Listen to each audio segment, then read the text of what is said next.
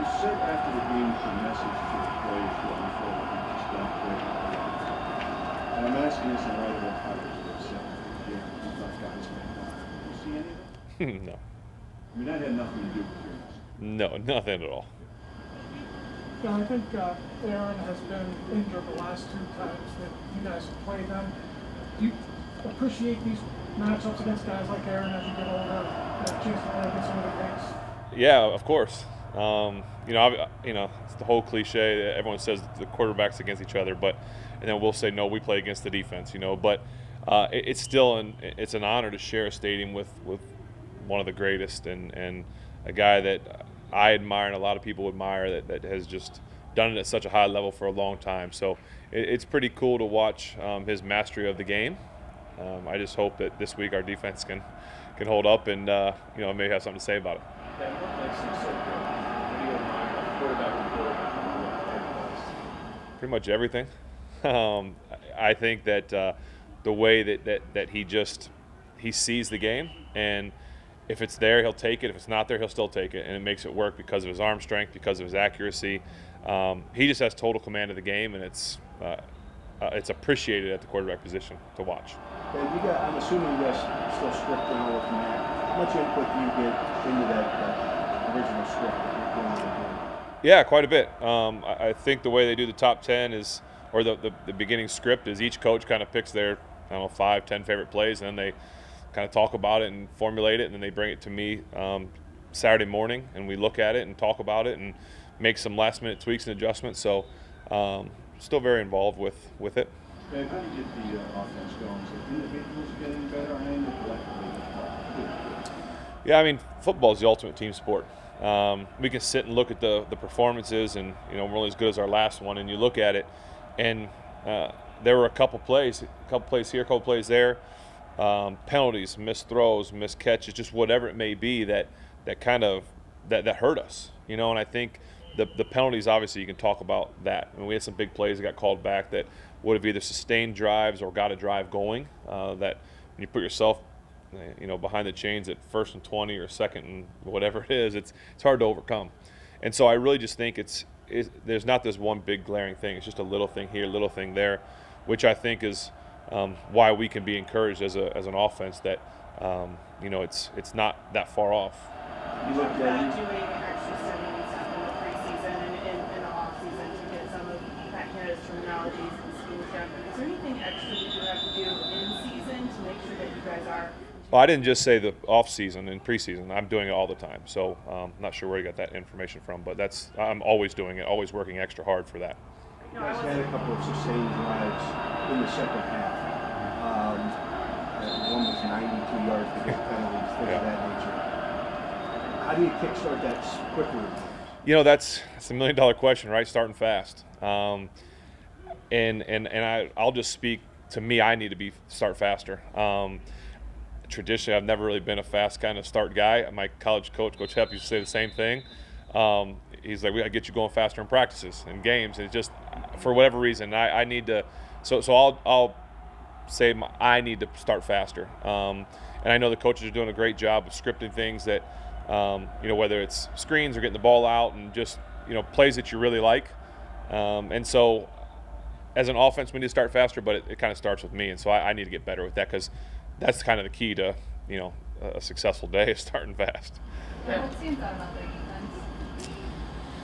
Well, they rush 5, and they're really good, and they've got some secondary guys that can make plays. Some guys at corner, a rookie and a veteran, opposite sides that kind of stay on their sides, that take chances, that really just kind of ball hawk at their safeties. Don't switch sides a lot. They play boundary and field safeties. So far, I haven't seen a defense that likes to do a lot of crazy stuff. They just line up and beat you. And I think their plan is that they're going to get after the quarterback with 5 rushers and make you get the ball out quick with some secondary guys that can make plays. On the 4th and 10 throw to Najee, I know you said after the game you wish you would have taken a shot at the end, and now that you've had a chance to watch it back from all the angles, I mean, were those options there for you? Could you have checked out of that when you saw what they were doing defense? You know what? I forget everything now about that play. Sorry. Man, how do you combat those penalties? Inexperience, is it lack of focus at times? Well, when you talk about penalties, you have to be careful because you can get fined if you speak your mind and speak the truth on it. So I'll say that we need to maybe, in some situations, we need to be a little bit smarter, and to avoid maybe a penalty of grabbing or something like that. In some of those penalties, it literally is like I don't know what Chase can do different on an offensive pass interference when he's running a route and the defender runs into him. He's got to protect himself, so he's going to, of course, get in the way. And so I don't know how you change that. They call an offensive pass interference on him on the 3-yard line for blocking, but earlier in the game, the exact same play out of a different formation was done, and there was no penalty. And the exact same thing happened. Is Chase getting penalized because he's a really big guy and the guy he blocking was little and got pushed in the back of the end zone? It's tough. So to answer your question, it's hard because some of the penalties you can just get technique better, and some penalties we just maybe need clarification on. Maybe I don't know how to answer that without getting in trouble. In regards to you starting so you said you always have, as a coach officer, do you feel more comfortable in the second half than the first, more loose, more into the game? Is there anything you feel? I don't know. It's just I wish I knew. It's been a long time since I've head coach tell me those things, but I just gotta be better. I don't want to say we need to start fast. We do, but it starts with the guy that has the ball in his hands.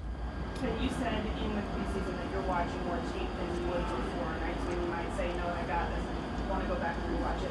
Are those things and habits that you continue through the regular season while you guys are still trying to get comfortable with something? Yes, as I've said before, I watch film every night at home, not just in the preseason, even in the regular season. So I'm not sure where just the preseason came from. How are you feeling physically as you're packing that? You're going to hit a lot this season. How are you feeling overall? Not bad. Better today than yesterday and Monday. So just keep plugging along and go get a workout in and get myself as ready to go as I can be. A big part of Mike T's message yesterday was no panic button. You guys got to not stray from your identity. What is this offense's identity in your view? We're a group that is close, I believe. We're a group that has to believe in each other, which I think we do. And we're a group that's not going to panic. Guys, 2 more. Chase said that undoubtedly you guys are better when you win the no-hitter, but there's only so many times you can do that without guys getting tired and miscommunications. Is there a way to infuse more of that and still be effective in what you guys do based on?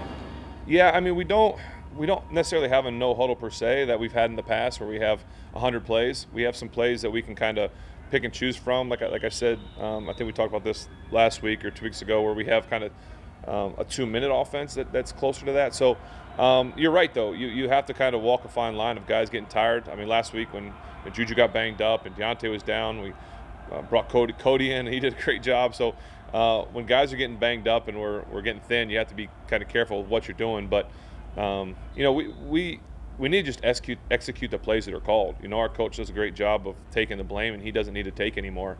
We as players need to take more accountability and blame that the plan is right, and we need to execute the plan and make it work.